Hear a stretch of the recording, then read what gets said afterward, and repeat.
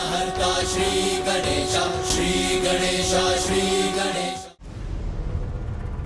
हट जाइए मेरे मार्ग से शेषनाग। मुझे मेरे अंड को लेकर आगे बढ़ने दीजिए अपने मार्ग पर। मेरे रहते ये कदापि संभव नहीं। तो फिर मेरा सामना करने के लिए तैयार हो जाइए।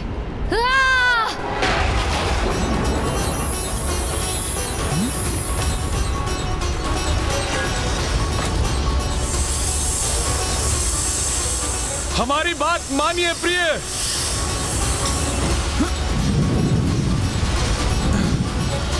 उत्तम, अति उत्तम, अद्भुत, अति अद्भुत।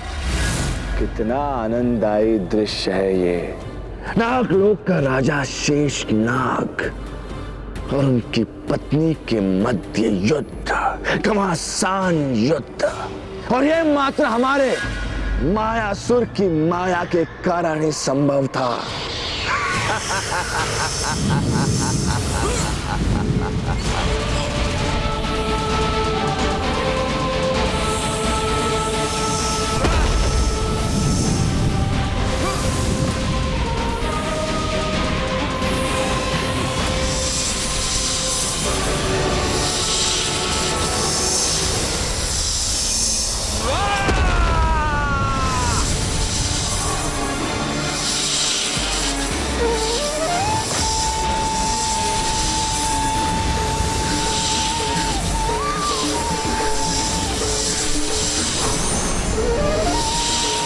प्रतीत होता है मेरी फुफकार से अपना नियंत्रण खोकर उन नुकीली शिलाओं से युक्त पर्वत की ओर फिकी चली जा रही है देवी नागलक्ष्मी।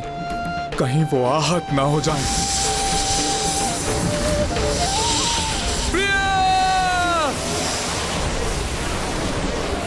मुझे नागों की सहायता के लिए शीघ्र वहां पहुंचना चाहिए।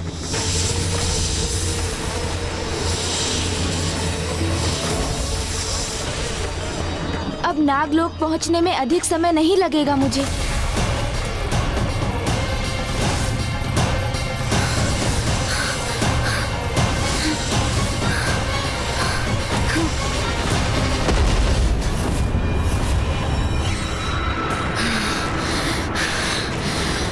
देवी नागलक्ष्मी स्वयं को नियंत्रित करने में सफल हो गई, अन्यथा वो अनर्थ हो जाता जिसके लिए मैं स्वयं को कभी क्षमा नहीं कर पाता। देवी नागलक्ष्मी तो अभी भी अत्यंत क्रोधित प्रतीत हो रही हैं।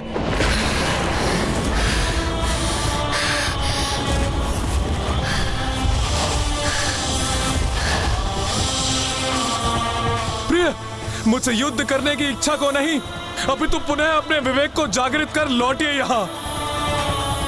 आपसे युद्ध करने के लिए मुझे बाध्य मत कीजिए देवी।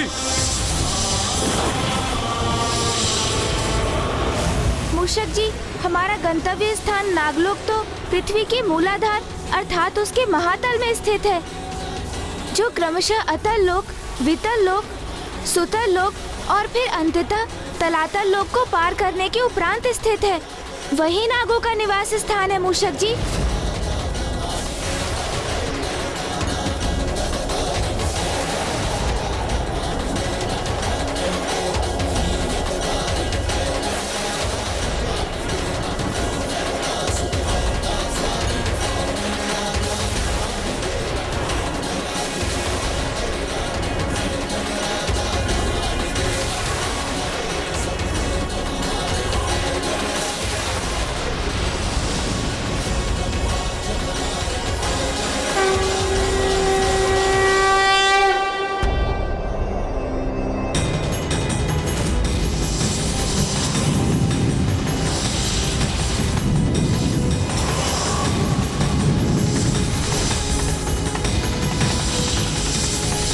रुक जाइए प्रिय। कैसी उलझन है ये। मैं देवी नागलक्ष्मी को विजयी नहीं होने दे सकता, क्योंकि यदि ऐसा हुआ तो वो स्वयं भी उस असुर के मायाजाल में उलझी रहेंगी और हमारी संतान का भी वही परिणाम होगा।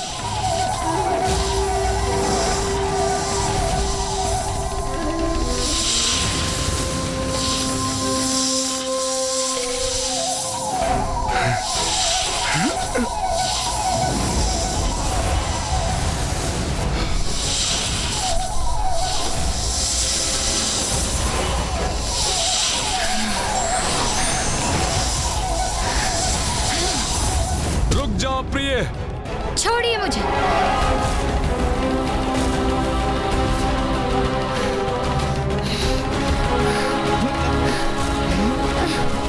प्रिय, छोड़िए मुझे, मुक्त कीजिए। प्रिय अपने विवेक को जागृत कीजिए, जागृत कीजिए अपने विवेक को। छोड़िए मुझे। मुक्त होइए आप उसके माया जाल से प्रिय। लौट आइए, पुनः मेरे पास आ जाइए।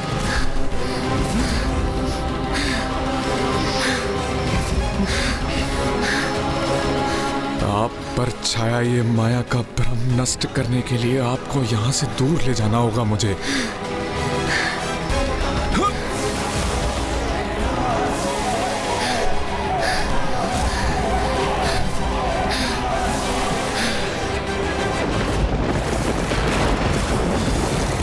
नागलोक के राजा शेष नाग हमसे चतुराई करने का प्रयास कर रहे हैं।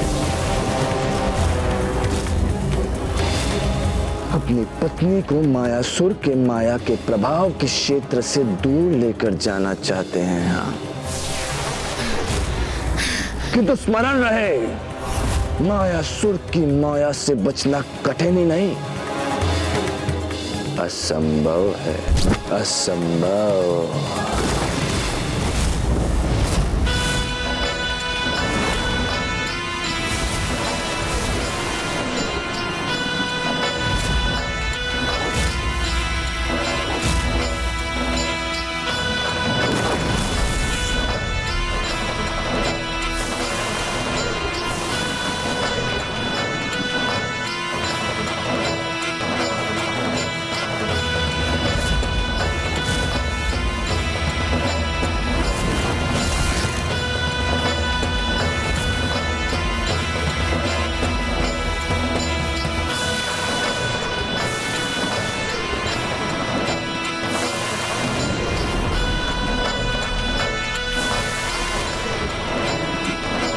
उस दुष्ट ने तो अपनी माया के प्रभाव में वृद्धि कर दी, अब मुझ पर भी उसका प्रभाव हो रहा है।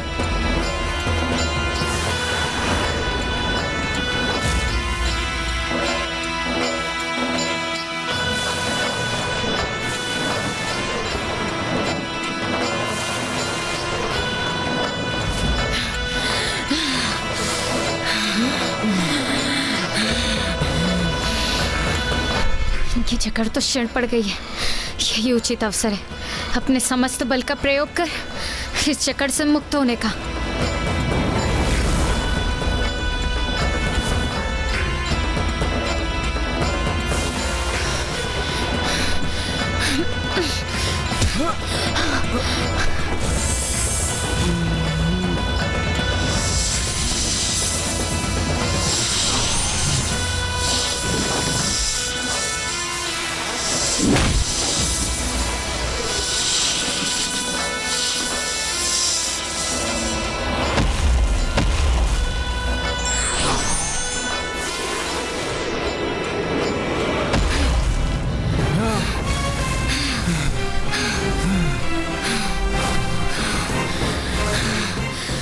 प्रभु के मंत्र के उच्चारण में ही मेरी रक्षा निहित है।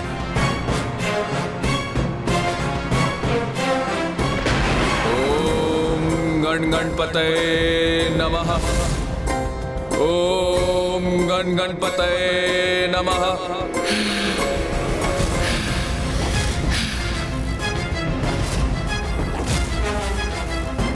नहीं, हमारी भावी संतान संकट में है, मुझे शीघ्र कुछ करना होगा। अब और नहीं रुकूंगी मैं, अपने प्रहार से आपका आहत कर आगे बढ़ूंगी मैं। कैसी विडंबना है ये।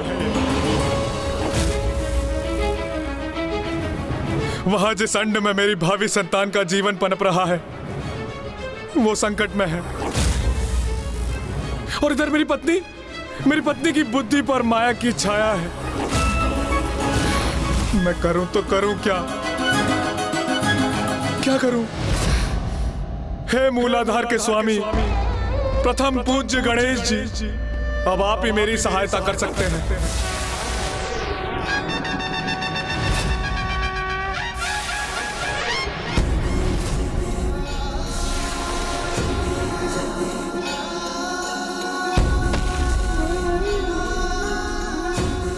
तो कोई भी नहीं है। कहाँ गए नागलोक के समस्त निवासी? मुझे यहाँ पहुँचने में विलंब हो गया मूषक जी। माँ ने जिसके प्रति सावधान किया था हमें, वो घटित हो गया। वो दुष्ट मायासुर अपनी माया का जाल बुनकर नागों को भ्रमित कर दुर्गमासुर की रक्षा हेतु उन्हें अपने साथ ले गया है।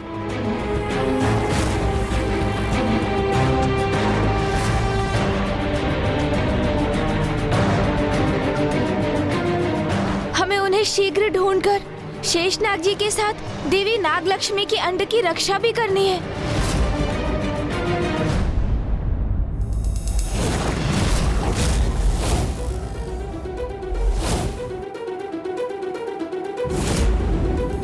किंतु मुझे वचन दीजिए स्वामी, यदि कोई संकट प्रस्तुत हुआ भी तो आप मुझसे पूर्व हमारी संतान की रक्षा करेंगे।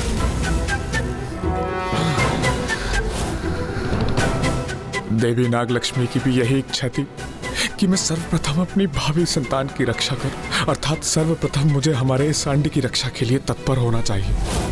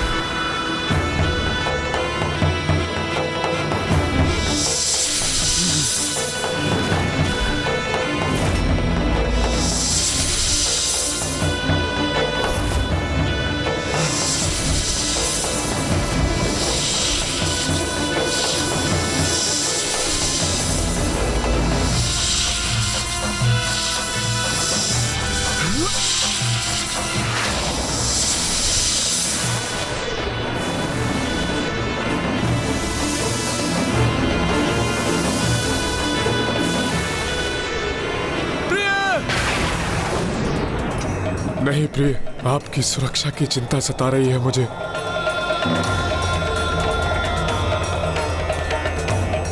सर्वप्रथम मेरी अपनी संतान की रक्षा सुनिश्चित करना अनिवार्य है, फिर मैं आपको यहां से सुरक्षित ले जाने के लिए भी लौटूंगा।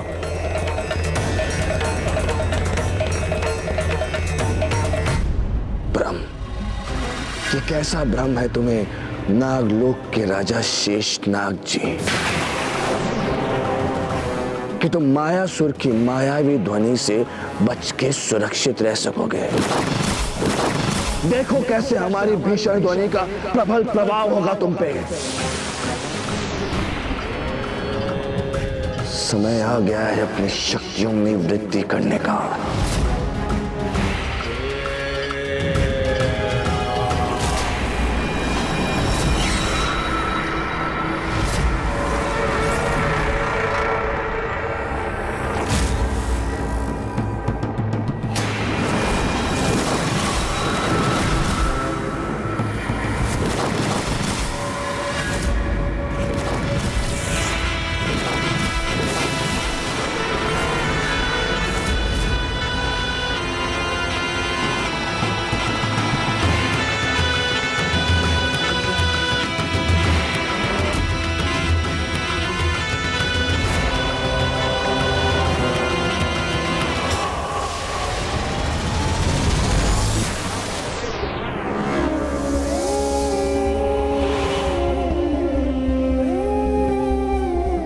कैसा अनर्थ हो गया ये। सभी नाग प्रभावित हो गए इस दुष्ट की माया से।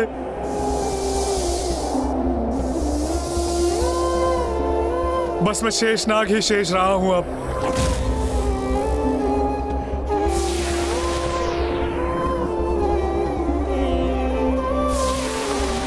अब तो आप ही हमारा संकट दूर कर सकते हैं प्रभु।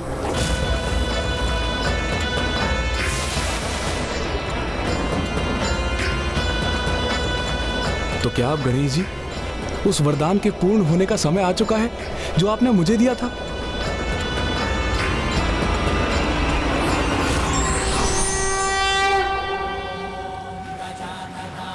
प्रणाम प्रथम पूज्य गणेश जी। प्रणाम शेषनाग जी। प्रभु, आप तेजस्वी हैं, बुद्धि और चतुराई में श्रेष्ठतम हैं आप।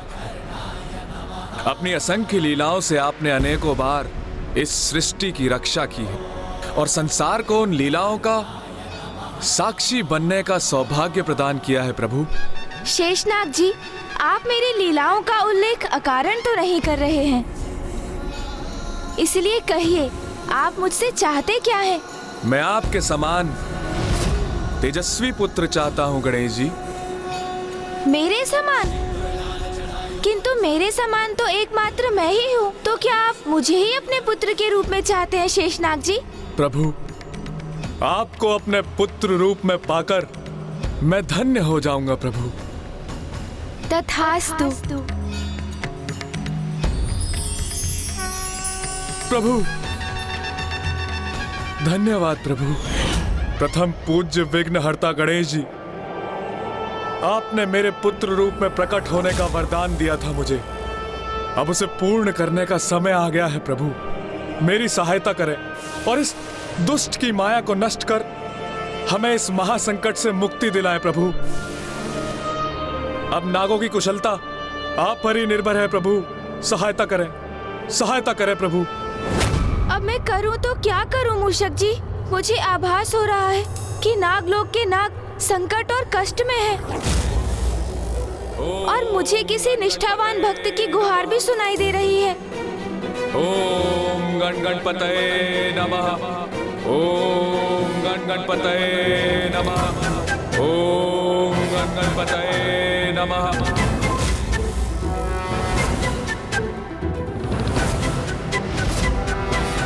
हृदय की पुकार तो सदा उचित दिशा निर्देश देती है हमें, इसलिए हमें सदैव उस पर ध्यान देना चाहिए और उसके ही अनुसार कर्म करने चाहिए। इस समय मेरे हृदय में शेषनाग जी के स्वर में मेरा आवाहन मंत्र गूंज रहा है, अर्थात वही मुझसे सहायता करने की प्रार्थना और गुहार कर रहे हैं। ओम गण गणपतये नमः। ओम गण गणपतये नमः। शीघ्रता कीजिए मूषक जी, चलिए। ओम गण गणपतये नमः। ओम गण गणपतये नमः। ओम गण गणपतये नमः। ओम गण गणपतये नमः।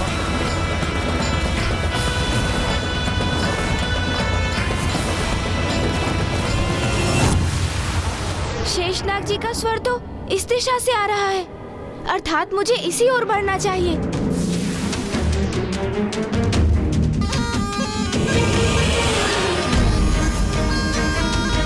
ओम गण गणपतये नमः। ओम गण गणपतये नमः। ओम गण गणपतये नमः।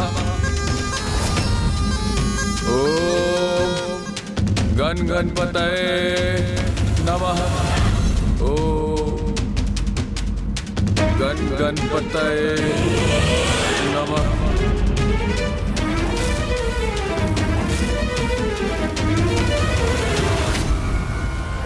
ओम गण गणपतये नमः।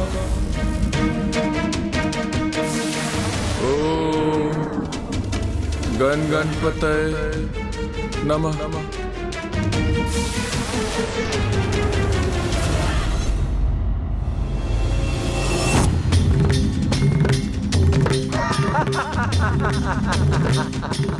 कहा था ना हमने शेषनाग कि हमारी माया से तुम्हारी रक्षा कोई नहीं कर पाएगा, कोई भी नहीं।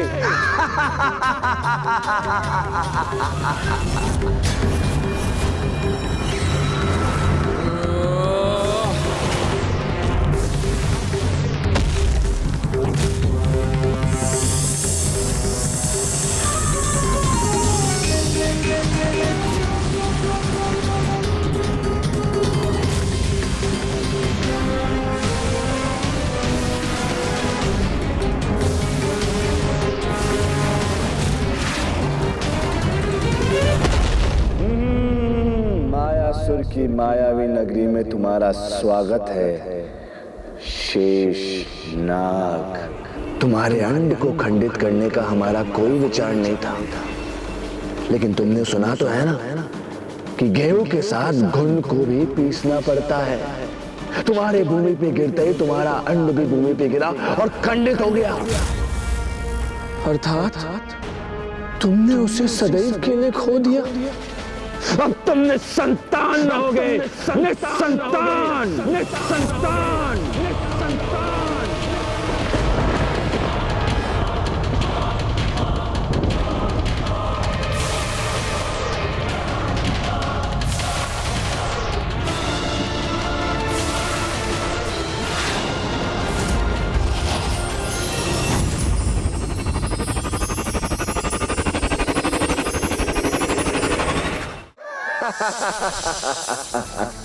तुम्हारे अंड ने खंडित होकर मिट्टी का स्वाद ले ही लिया और अब तुम भी जाओ और मिट्टी खाओ और अपनी पत्नी और अन्य नागों के बाती जाकर इस गुफा में स्थित हो जाओ और हमारे मित्र दुर्गमासुर की रक्षा करो। जाओ। नागलोक के राजा शेष नाग हमारे वशीभूत हो गए, मायासुर के माया के प्रभाव में आ गए।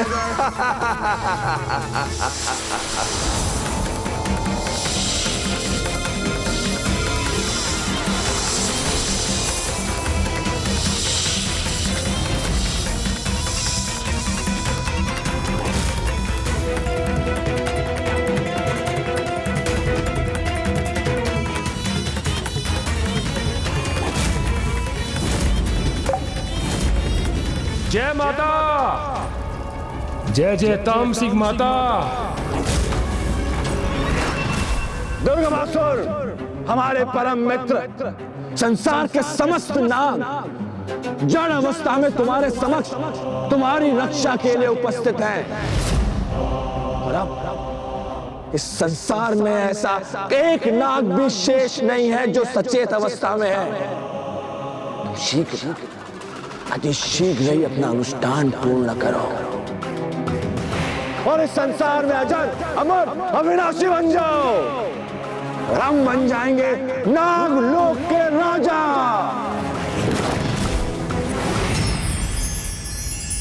प्रथम पूज्य विघ्नहर्ता गणेश जी, आपने मेरे पुत्र रूप में प्रकट होने का वरदान दिया था मुझे। अब उसे पूर्ण करने का समय आ गया है। प्रभु मेरी सहायता करें। नागों की रक्षा के लिए एकमात्र पुत्र गणेश ही कर सकता है, क्योंकि मूलाधार चक्र के स्वामी तुम हो। इसीलिए नागों की रक्षा का दायित्व तुम्हारा है पुत्र गणेश। इसीलिए नागों की रक्षा का दायित्व तुम्हारा है पुत्र गणेश।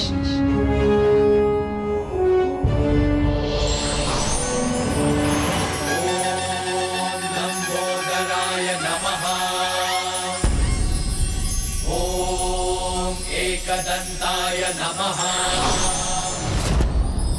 ओम बुद्धिदाताय नमः। ओम सिद्धिदाताय नमः।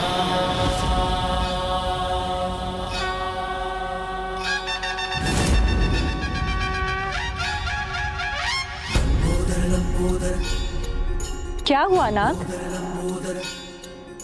प्रथम पूज्य गणेश का लंबोदर अवतार धारण करने का समय आ गया है।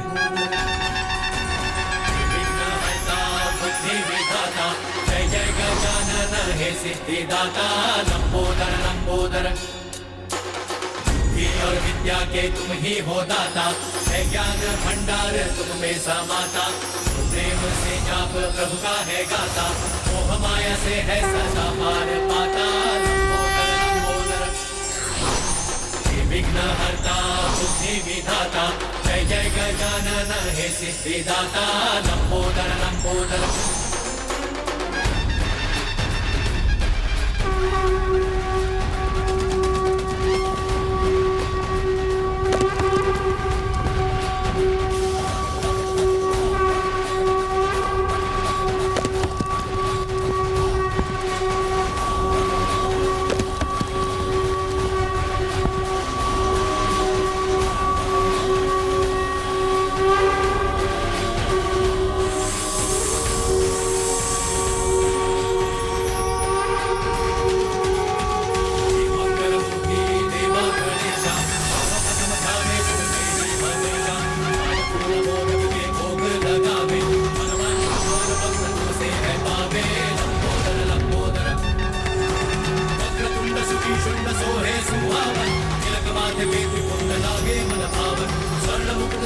सर मूषक सवारी मंगल करो जगदारे मंगलकारी लंबोदर लंबोदर मंगलमूर्ती देवा गणेशा सर्वप्रथम ध्यावे तुम्हे मातेचा लंबोदर लंबोदर फूल मोदक के भोग लगावे मनवांछित फल भक्त तुमसे है पावे लंबोदर लंबोदर वक्रतुंड सुखी शुंड सोहे सुहावन तिलक माथे पेति कुंड लागे मन भावन लंबोदर लंबोदर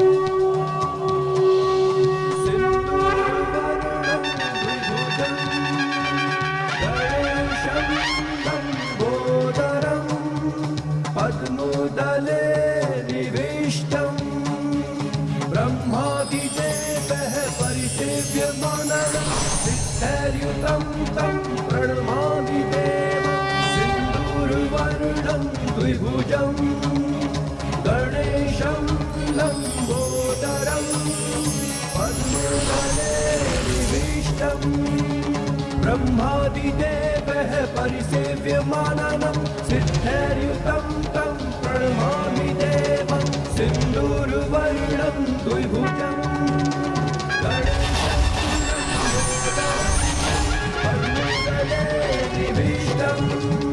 ब्रह्मादिदेवः परिसेव्यमाननं सिद्धैर्युतं तं प्रणमामि देवं। इस संसार के सभी जीवों के जन्म के समय उसकी कुंडलिनी शक्ति और चक्र सुप्त अवस्था में होते हैं,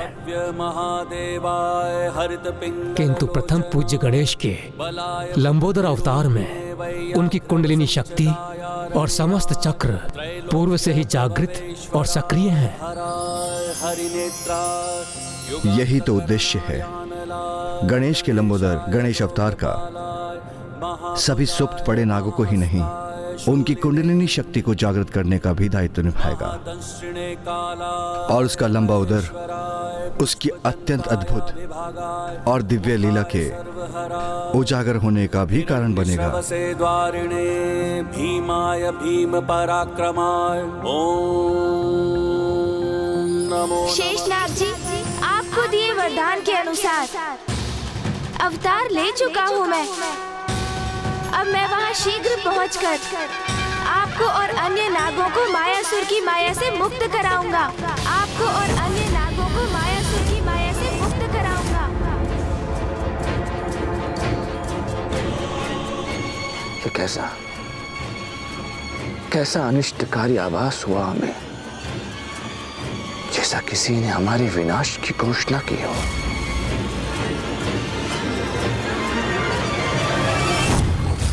मायासुर ने तो अपनी असीम माया से अपने पिता ब्रह्मदेव को भी प्रभावित कर लिया था। उसकी माया को पराजित करने के लिए मुझे प्रस्थान करने से पूर्व प्रभु श्री महागणपति जी का अभिनंदन कर उनका आशीष प्राप्त करना चाहिए। वही मुझे इस कठिन कार्य में सफलता प्रदान करवाने में सहायक बनेंगे।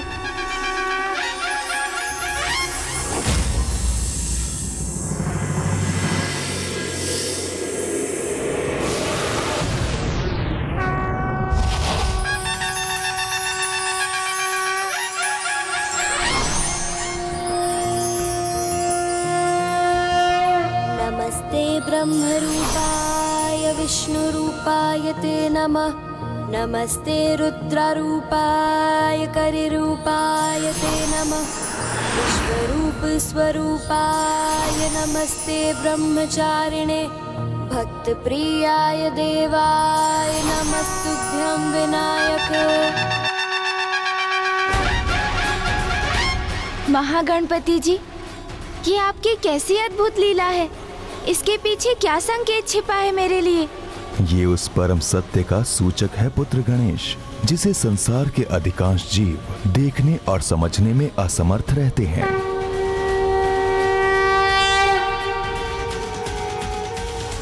ब्रह्मांड के कण कण में मेरा ही वास है और सभी में मेरा अंश व्याप्त है।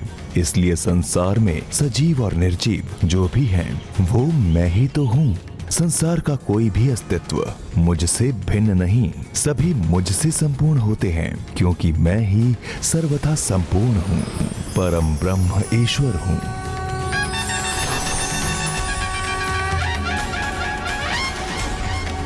ईश्वर के साथ सभी की एकात्मकता का यह गूढ़ रहस्य समझने में असमर्थ है वो मायावी मूर्ख मायासुर, क्योंकि वो तो स्वयं को ईश्वर से अन्य जीवों से पृथक मानता है।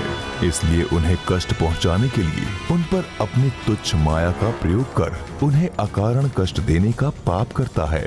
उस अहंकारी को ज्ञात ही नहीं कि उसकी माया से भी सर्वोच्च एक माया है, गणेश माया, जिसका प्रयोग कर तुम उसकी तुच्छ माया को परास्त करो पुत्र। गणेश माया प्रभु? हाँ पुत्र, सांसारिक माया मुझसे ही उत्पन्न होती है। उसी माया से प्रभावित हो संसार के प्राणी निज स्वार्थ एवं सांसारिक सुख समृद्धि प्राप्त करने के लोभ में आकर उचित पद से भ्रमित हो जाते हैं, भूल जाते हैं कि उनकी आत्मा स्वयं मेरी अर्थात परमात्मा की ही तो अंश है, मेरी ही स्वरूप है। किंतु जब वो मेरी भक्ति करते हैं तो मेरी ही शक्ति से माया भ्रम मिट जाता है। उनमें पुनः मुझसे एकात्मकता का भाव जागृत होता है और उन्हें भान होता है कि वो स्वयं सतचित आनंद आत्मा है। तुम मेरे अवतार हो गणेश, इसलिए माया उत्पन्न करने की शक्ति तो तुम में भी है। गणेश माया के धनी हो तुम। जिस गणेश माया से तुमने नारायण का शंख धारण कर लिया था और जगत के पालनहार नारायण, जिनसे संसार का कोई क्रियाकलाप छुपा नहीं, उन्हें उसका आभास भी नहीं हुआ। और इस अवतार में तो तुम्हारी कुंडलिनी शक्ति पूर्व से ही जागृत है, इसलिए तुम्हारे भीतर गणेश माया का समावेश भी आरंभ से ही है। तुम्हें तो बस उसका प्रयोग मात्र करना है।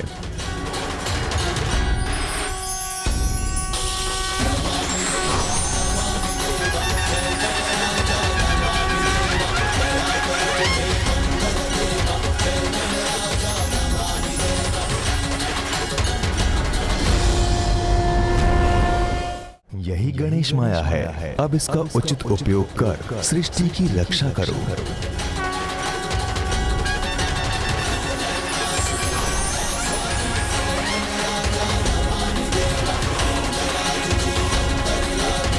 प्रणाम महागणपति जी।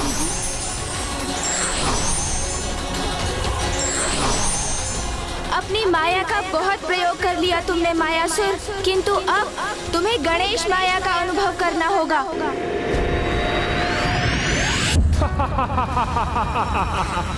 1 करोड़।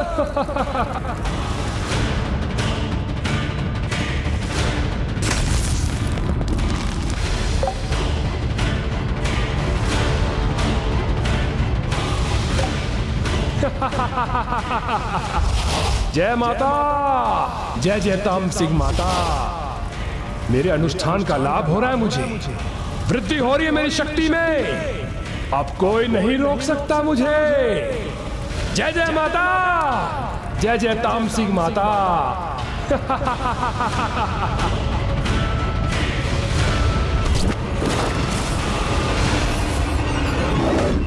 क्योंकि इससे पूर्व जो असंभव था, वो आज हमने मायासुर ने अपनी माया के प्रभाव से संभव कर दिखाया। संसार के समस्त नागों को हमने अपनी माया से जड़ कर दिया। जड़ बुद्धि अज्ञानी असुर ये नहीं समझते कि जब भी किसी ने अहंकार के मद ऊंची उड़ान भरने का भ्रम पाला है, तो उस भ्रम के पर कटते ही वो विनाश के उतने ही गहरे गर्भ में जा गिरा है। संसार में इसके अनेकों उदाहरण उपलब्ध, फिर भी ये मूलमती ये समझने में असमर्थ कि बल के आधार पर अन्याय करने वालों का अंत करने हेतु कोई उनसे भी अधिक बलशाली अवश्य प्रकट होता है। और ये भी सत्य है कि जब भी कोई दुष्ट अति करता है तो उसके संहार में अधिक समय नहीं लगता। अर्थात अब अनुज गणेश अपने लंबोदर अवतार में शीघ्र ही धर्म और न्याय की शक्ति बन दुष्टता का विनाश करने वाला है।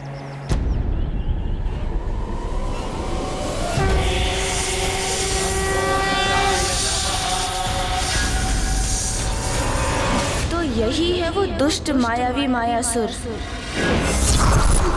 तुम्हारा मित्र मायासुर तुम्हें अपने लक्ष्य से विचलित नहीं होने देगा। मित्र, तुम निश्चिंत हो जाओ और निश्चिंत होकर अपना अनुष्ठान पूर्ण करो और बन जाओ संसार के सर्वशक्तिशाली असुर।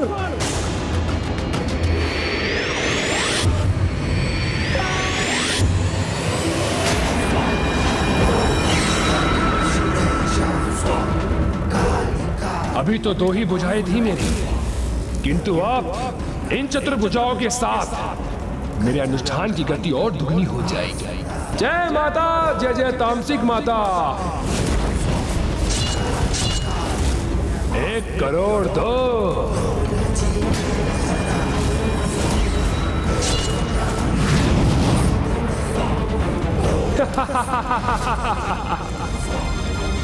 एक करोड़ दी।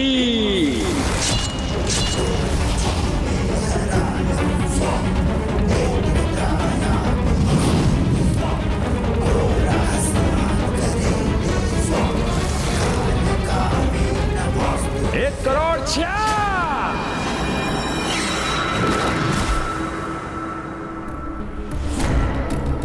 उत्तम, अति उत्तम।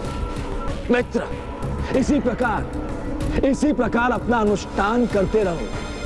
तुम्हारा ये मित्र तुम्हारे अनुष्ठान में कोई बाधा नहीं आने देगा। हमने संसार के समस्त नागों को जड़ अवस्था में यहाँ उपस्थित किया है और तो और नागलोक के राजा शेष नाग भी यहाँ उपस्थित हैं। मित्र, अब इस संसार में कोई भी नाग शेष नहीं रहा। निश्चिंत हो जाओ और अपना अनुष्ठान शीघ्र, अति शीघ्र पूर्ण करो। किंतु मैं तो शेष हूँ अभी, सर्वथा कुशल और पूर्ण रूप से चेतन अवस्था में।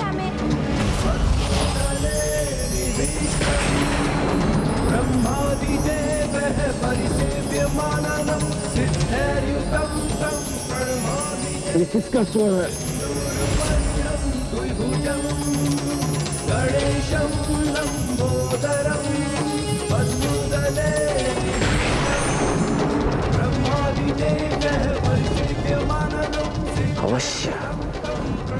अवश्य कोई न कोई हमारे समीप आ रहा है, किंतु हमें स्पष्ट दिखाई क्यों नहीं दे रहा?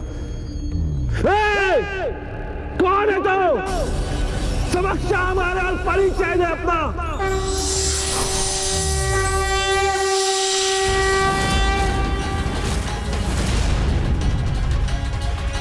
अरे, आपने मुझे नहीं पहचाना? मैं तो एक छोटा सा नाग हूँ। देखिए देखिए।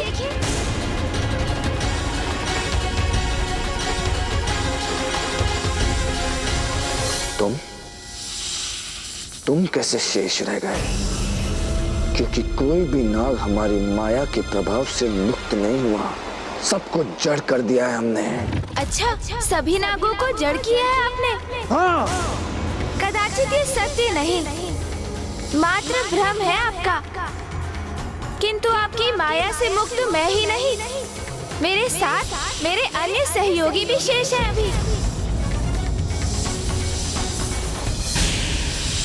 कहाँ है तुम्हारा सहयोगी नाग? बताओ हमें, कहाँ है तुम्हारा सहयोगी नाग? अरे, उनसे भेंट करने के लिए आप इतने अधीर क्यों हो रहे हैं? तनिक धैर्य तो रखिए, मुझे अपनी चुटकी की ध्वनि तो करने दीजिए।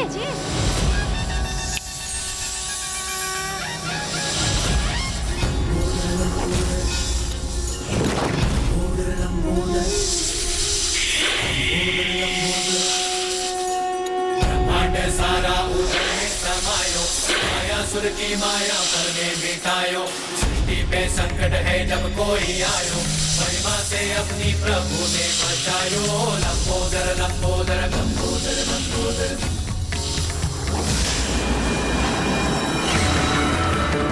असंभव, असंभव है ये, इतने सारे नाग कैसे शेष आ गए? असंभव। ये तो है ही, किंतु एक और नाग भी शेष है अभी, जिसे देखकर आप चकित रह जाएंगे।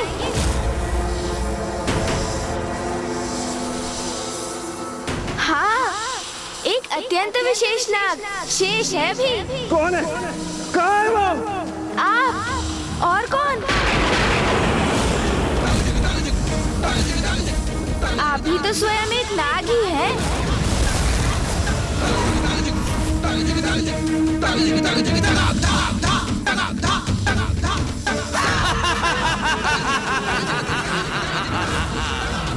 बस उपास कर रहा है हमारे साथ, हाँ?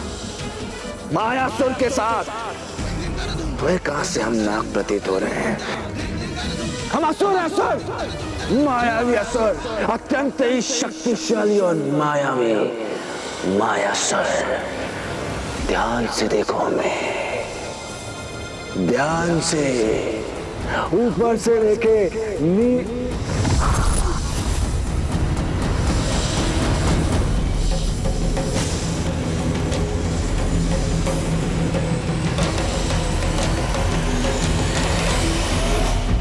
शक्तियाँ बुलबुले के समान क्षणभंगुर होती हैं, जिसे अधर्मी और पापी व्यक्ति तब तक सर्वोच्च शक्ति मान बैठता है जब तक कि उसका साक्षात्कार परम शक्ति से नहीं हो जाता।